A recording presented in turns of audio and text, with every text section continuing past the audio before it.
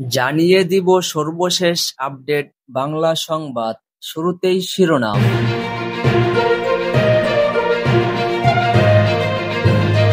রাতে মোহাম্মদপুরে সেনাবাহিনীর বিশেষ অভিযানে আটক করা হয়েছে অতিরিক্ত ডিআইজি বিপ্লব কুমার সরকারকে। স্থানীয়দের সংবাদের ভিত্তিতে মোহাম্মদপুর চানমিয়া হাউজিং এ সাবেক ডিসি বিপ্লব কুমারের বাড়িতে অভিযানে যায় সেনাবাহিনী ও পুলিশের যৌথ দল। খবর ছিল বাড়িটিতে বিপ্লব অবস্থান করছেন।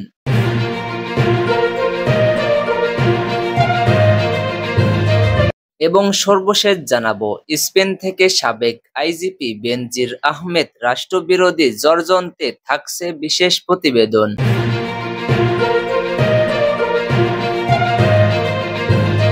এতক্ষণ শুনছিলেন সংবাদ শিরোনাম, এখন জানিয়ে দিব বিস্তারিত। আওয়ামী লাঠিয়াল বিপ্লব কুমার সরকারের মুখোশ উন্মোচন। আওয়ামী লীগ সরকারের পুরোটা সময় জুড়ে অপকর্মের মধ্য দিয়ে সমালোচিত হন ঢাকা মেট্রোপলিটন পুলিশ ডিএমপি যোগ্য কমিশনার বিপ্লব কুমার সরকার। সরকার পতনের পর তিনি নিরাপদ স্থানে পালিয়ে গেছেন বলে গুঞ্জন ছড়ায়। আবার কেউ কেউ বলছে ক্যান্টনমেন্টে সেনা পাহারায় আছেন তিনি। বিএনপি তৎকালীন সংসদ সদস্য জয়নুল আবেদী ফারুককে লাঠি মেরে ব্যাপক সমালোচনার মুখে পড়েন তিনি।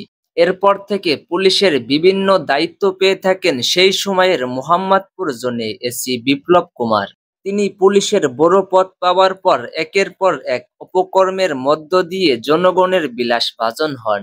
কে এই বিপ্লব কুমার সরকার জানতে হলে আমাদের একটু পিছনে ফিরে যেতে হবে। বাংলাদেশের পুলিশ বাহিনীতে অতি গুরুত্বপূর্ণ পদ, যেসব পুলিশ মহাপরিদর্শক, আইজিপি বা ডিএমপি কমিশনারের মতো পদ কোনো হিন্দু ধর্মাবলম্বী আজ পর্যন্ত পায়নি। তবে বিপ্লব কুমার সরকার হচ্ছে হিন্দু ধর্মাবলম্বী, ভারতীয় আশীর্বাদ পুষ্ট সেই কুখ্যাত এক পুলিশ কর্মকর্তা, যিনি পুলিশের সর্বোচ্চ এই সব পদে আসীন হওয়ার জন্য যত জঘন্য কুকর্ম করা লাগুক না কেন তা করতে তিনি প্রস্তুত। ছাত্রলীগের একজন কর্মী থেকে ভারতীয় গোয়েন্দা সংস্থার ছত্রছায়ায় এই বিপ্লব হয়ে উঠেছিলেন বাংলাদেশের পুলিশের সবচেয়ে প্রভাবশালী কর্মকর্তা। এমনকি খোদ আইজিপি তাকে ভয় পেয়ে কথা বলতেন, কারণ বিপ্লবের ছিল ভারতীয় গোয়েন্দা সংস্থার এক প্রোটেকশন। বিপ্লবের আস্থাভাজন কারণ তিনি প্রচণ্ড ইসলাম বিরোধী মানুষ। নারায়ে তাকবীর, আল্লাহু আকবার স্লোগান শুনলেই তার শরীরে চুলকানি শুরু হয়। জানা যায় চাকরি জীবনের শুরু থেকেই বিপ্লব কুমার সরকার এর বিরুদ্ধে শৃঙ্খলা ভঙ্গের অভিযোগ রয়েছে। 21তম বিসিএস ক্যাডারের চাকরি নিয়ে বিপ্লব সরকার 1994 সালে ছিলেন জগন্নাথ হল শাখা ছাত্রলীগের সেক্রেটারি। জগন্নাথ হলে সাধারণ সম্পাদক থাকাকালীন সময়ের বিপ্লব সহ 15 জন ছাত্রলীগ কর্মী গ্রেফতার হয়েছিল। তাদের মুক্তির দাবি করে বাংলাদেশ ছাত্রলীগ এর ঢাকা বিশ্ববিদ্যালয় শাখার পক্ষ থেকে একটি পোস্টার বিলি করা হয়েছিল। পুলিশ বিভাগের চাকরি হওয়ার পর সারদায় ট্রেনিং হয়েছিল বিপ্লব, তবে নিজের নামের সাথে ছাত্রলীগের ট্যাগ থাকাতেই বিএনপির শাসনামলে কোনো সুবিধা করতে পারেননি। এমনকি ভেবেছিলেন এই বিপ্লব, যার ফলে 2003 সালে তিনি পুলিশের চাকরি রেখে আমেরিকায় চলে যান।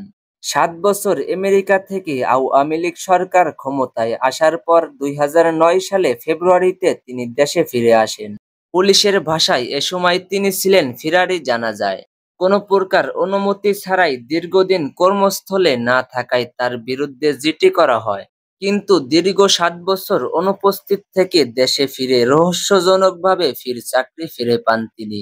শুধুমাত্র ছাত্রলীগ ও আওয়ামী লীগের সাথে কালেকশন থাকাতেই চাকরি ফিরে পান তিনি এবং প্রশাসন ও তার বিরুদ্ধে কোনো শাস্তিমূলক ব্যবস্থা গ্রহণ করেননি।